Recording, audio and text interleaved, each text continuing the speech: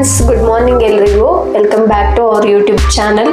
Friends, ಇವತ್ತಿನ ವಿಡಿಯೋದಲ್ಲಿ morning ಬ್ರೇಕ್ಫಾಸ್ಟ್ಗೆ ತುಂಬಾ ಈಸಿಯಾಗಿ ಮಾಡಿಕೊಳ್ಳುವಂತಹ ಶಾವಿಗೆ ಉಪ್ಪಿಟ್ಟನ್ನು ಮಾಡೋದನ್ನು ತೋರಿಸ್ತಾ ಇದ್ದೀನಿ.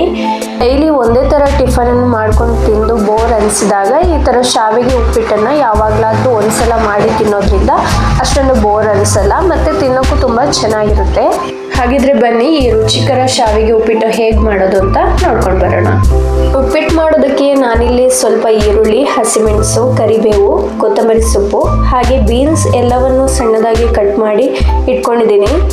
ನೀವು ತರಕಾರಿಯಲ್ಲಿ ಇದಕ್ಕೆ ಇನ್ನು ಕ್ಯಾರೆಟ್ ಇಲ್ಲ ನಿಮ್ಗೆ ಇಷ್ಟವಾದ ತರಕಾರಿ ಯಾವುದಾದ್ರೂ ಕಟ್ ಮಾಡಿ ಹಾಕ್ಕೊಳ್ಬೋದು. ಹಾಗೆ ಈ ಉಪ್ಪಿಟ್ಟಿಗೆ ನಾನು ಅನಿಲ್ ಶಾವಿಗೆಯನ್ನು ಯೂಸ್ ಮಾಡ್ತಾ ಇದ್ದೀನಿ.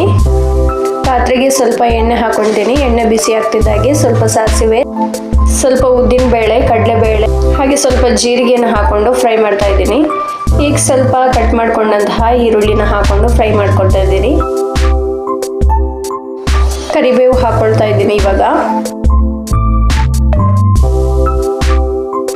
ಸ್ವಲ್ಪ ಹಸಿಮೆಣಸು ಹಾಕೊಂಡು ಮತ್ತೆ ಫ್ರೈ ಮಾಡ್ತಾ ಇದ್ದೀನಿ. ಹಾಗೆ ಸ್ವಲ್ಪ ಕಟ್ ಮಾಡ್ಕೊಂಡಂತಹ ಬೀನ್ಸನ್ನು ಹಾಕೊಳ್ತಾ ಇದ್ದೀನಿ.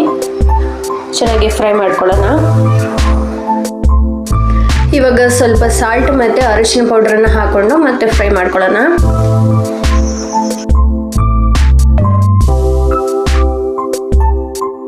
ಈ ಕಡೆ ನಾನಿಲ್ಲಿ ಶಾವಿಗೆನ ಬೇಯಿಸ್ಕೊಳ್ಳಿಕ್ಕೆ ಸ್ವಲ್ಪ ನೀರಿಗೆ ಸ್ವಲ್ಪ ಸಾಲ್ಟು ಮತ್ತು ಸ್ವಲ್ಪ ಎಣ್ಣೆನ ಹಾಕೊಂಡು ಬಾಯ್ಲ್ ಮಾಡ್ಕೊಳ್ತಾ ಇದ್ದೀನಿ. ನೀರು ಇವಾಗ ಚೆನ್ನಾಗಿ ಕುದೀತಾ ಇದೆ. ಈ ಟೈಮಲ್ಲಿ 2 ಕಪ್ಪಷ್ಟು ಶಾವಿಗೆನ ಹಾಕೊಳ್ತಾ ಇದ್ದೀನಿ. 2 ಕಪ್ಪು ಶಾವಿಗೆಯಲ್ಲಿ 3 ಜನ ಟಿಫನ್ ಮಾಡ್ಬೋದು. ಶಾವಿಗೆ ಚೆನ್ನಾಗಿ ಬೇಯ್ತಾ ಇದೆ. ಇವಾಗ ಇಲ್ಲಿ ನಾನು ಫ್ರೈ ಮಾಡ್ಕೊಂಡ ತರಕಾರಿಗೆ ಮತ್ತು ಇಲ್ಲಿ ಬೇಯಿಸಿರುವ ಬಟಾಣಿನ ಹಾಕೊಳ್ತಾ ಇದ್ದೀನಿ. ನೀವು ಬೇಕಿದ್ರೆ ಹಸಿ ಬಟಾಣಿಯನ್ನು ಹಾಕೊಂಡು ಫ್ರೈ ಮಾಡ್ಕೊಳ್ಬೋದು.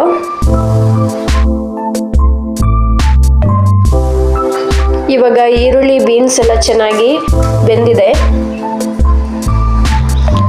ಈ ಟೈಮಲ್ಲಿ ನಾನು ಸ್ವಲ್ಪ ಕೊತ್ತಂಬರಿ ಸೊಪ್ಪನ್ನು ಹಾಕೊಳ್ತಾ ಇದ್ದೀನಿ. ಹಾಗೆ ಮತ್ತೆ ಫ್ರೈ ಮಾಡ್ತಾ ಇದ್ದೀನಿ. ಇವಾಗ ತರಕಾರಿ ಎಲ್ಲ ಚೆನ್ನಾಗಿ ಫ್ರೈ ಆಗಿದೆ. ಈ ಟೈಮಲ್ಲಿ ನಾನು ಬೇಯಿಸಿಟ್ಟಿರುವಂತಹ ಶಾವಿಗೆನ ಹಾಕೊಳ್ತಾ ಇದ್ದೀನಿ. ಶಾವಿಗೆ ಹಾಕೊಂಡ್ಮೇಲೆ ಚೆನ್ನಾಗಿ ಮಿಕ್ಸ್ ಮಾಡ್ಕೊಳ್ಬೇಕು.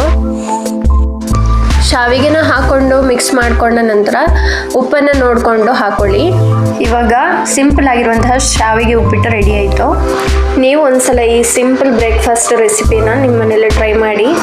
ವಿಡಿಯೋ ಇಷ್ಟ ಆಗಿದ್ರೆ ಒಂದು ಲೈಕ್ ಮಾಡಿ. ಹಾಗೆ ಸಬ್ಸ್ಕ್ರೈಬ್ ಆಗಿಲ್ಲ ಅಂದರೆ ಪ್ಲೀಸ್ ಸಬ್ಸ್ಕ್ರೈಬ್ ಆಗಿ. ಇದಾಗಿತ್ತು ಇವತ್ತಿನ ವಿಡಿಯೋ. ಮುಂದಿನ ವಿಡಿಯೋದಲ್ಲಿ ಮತ್ತೆ ಸಿಗ್ತೀನಿ. ಅಲ್ಲಿವರೆಗೂ ಎಲ್ರಿಗೂ ಟೇಕ್ ಕೇರ್. ಬಾಯ್.